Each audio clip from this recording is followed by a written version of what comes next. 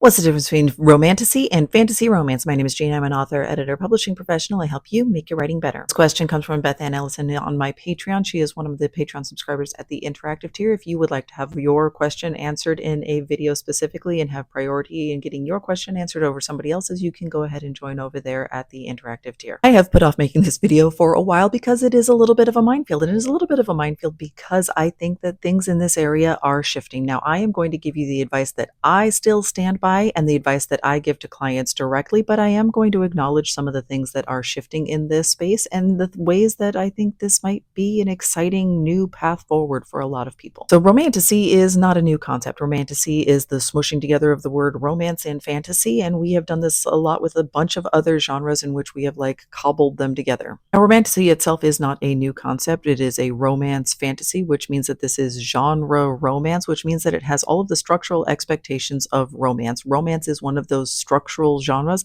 that has an expectation of what beats are happening when and how those beats are going to play out within the story. If you are writing and selling genre romance, you need to have a happily ever after or a happy for now. That is sort of the one caveat here where it can be like, we know that we're going to break up at the end of the summer, but for right now, we are happy and we are in love. That is required if you are selling genre romance to a romance audience. You are, of course, going to immediately think of some examples that you think of as romances but are not sold as genre romances, that they might have a romantic plotline or they might be a very romantic story, but they are not in and of themselves genre romance. You can have a romantic subplot or you can have a strong romance element in your story without it being genre romance. So you can have this in literally any and every genre that you want. You can have strong romance elements in fantasy, mystery, literary fiction, women's fiction, anything, horror, science fiction, literally just any story you can think of could have a romance element to it if you wanted it to, and you do not have to sell it as genre romance. And because this is the internet, and I know that everybody's going to be like, well, what if I don't like romance? Then you don't have to write one. Just because it is common and popular and could be found anywhere doesn't mean it must be included in your story.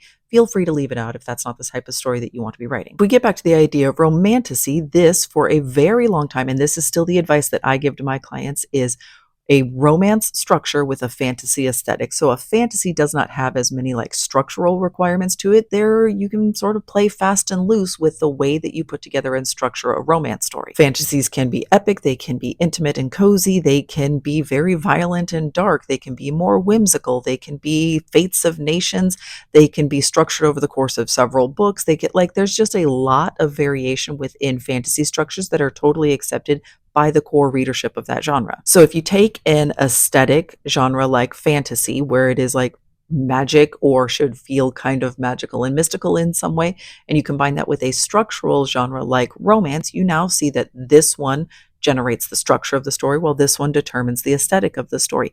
And that is the advice that I still give to my clients, that if you are selling romantasy, that it needs to be a fantasy story that has fantasy elements to it, but the romance drives the central plot, or the romance is critical to the plot and it resolves alongside the main plot at the same time in the climax.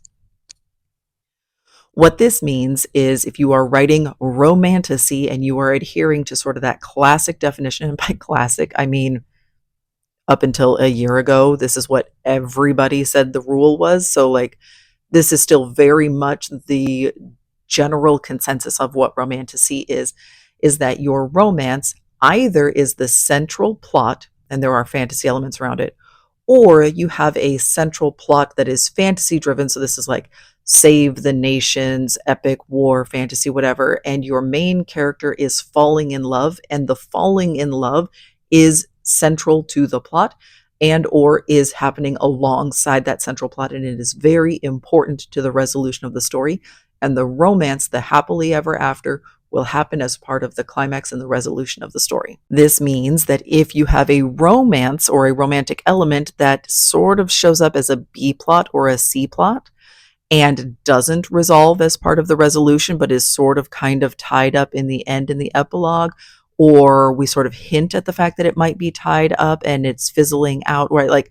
If the romance is very clearly secondary or even tertiary or sort of a side quest, then that would not qualify you to be selling this as romantasy. Why is this such a minefield? And it's because of self-publishing in a good way. Because self-publishers get to do kind of what they want and they get to speak to the readership within the market. And because they are playing with interesting structures for series and rapid releasing strategies for getting their books out to people, because they are playing with some new and innovative techniques for reaching readers and for satisfying those readers, they are playing with some new ideas in what it means to satisfy genre expectations.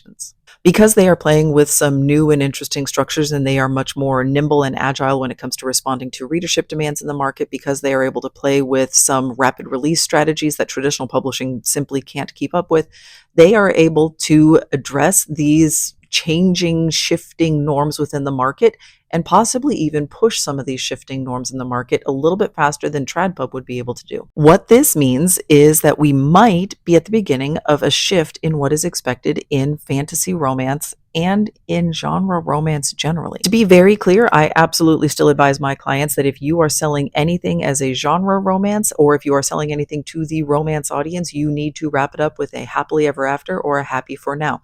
However, I can't deny that some of these romance authors are being very successful in selling books that don't necessarily adhere to those rules, particularly in the dark romance space and particularly in the quick, rapid release serialized romance space. We are seeing some authors have some success in which book one does not necessarily resolve the romance, but at the end of the 4 or 5 book series, that's when the romance finally resolves. These books are a lot shorter than average. These are somewhere in the 45 to 55,000 word range. They are releasing very, very quickly. So usually a month or 2 months in between installments rather than a year or 2 years in between. And they are advertising from the get-go that the whole series is the story, not just one book. So they are still making sure that their core audience knows going in that there will be a happily ever after. It simply won't be at the end of book one, but you're going to have to read the entire series to get that satisfaction. And like I said, this is starting to work. If you are fully disclosing, like this is a full and complete story across 4 books or across 3 books or whatever it is, and I promise you're going to get the genre expectations that you're looking for, but we are just structuring it a little bit differently.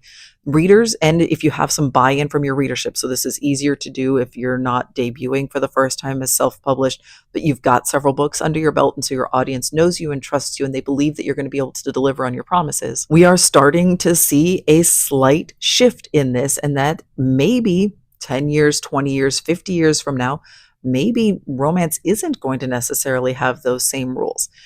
For now, I think that if you are selling something as romantasy, it makes the most sense for you to understand the rules and expectations of both genres that are involved. So that is romance and that is fantasy. Fantasy is the aesthetic genre that is determining that you have a bunch of like magical elements or mystical elements within your story, and that you have a structural genre in romance that you are going to meet those expectations. That means somewhere around the 10% mark is where you have the meet cute, and that's the inciting incident within romance, is that they meet each other as those love interests for one another. They might have bumped into each other previously. They might have been friends earlier than that, but the first time that we see them meet on page and understand that this is what they are going to be doing is working towards this romantic conclusion, that happens somewhere around the 10%-ish mark. There will be a conflict that keeps them apart or keeps them from being able to recognize their love for one another. And then the happily ever after is part of the resolution. That is structurally required and expected within romance. I think that we might see a shift in that in the not too distant future, but we aren't there yet. I still recommend that you follow those rules, and that you, if you are going to sell anything to a romance audience, that you know and understand what those rules are. And if you decide not to adhere to them, that is your decision, and I'm not going to be the one that stands behind you on it. As always, I want to thank all of my patrons on Patreon who make it possible for me to do this work and to answer all of your questions about the publishing industry and how to make your writing better. YouTube thinks you would like one of these videos that is linked on the screen right now. And if you subscribe, it really does help the channel out. It helps me find new people to help answer their questions and make their writing better. Thanks. Bye.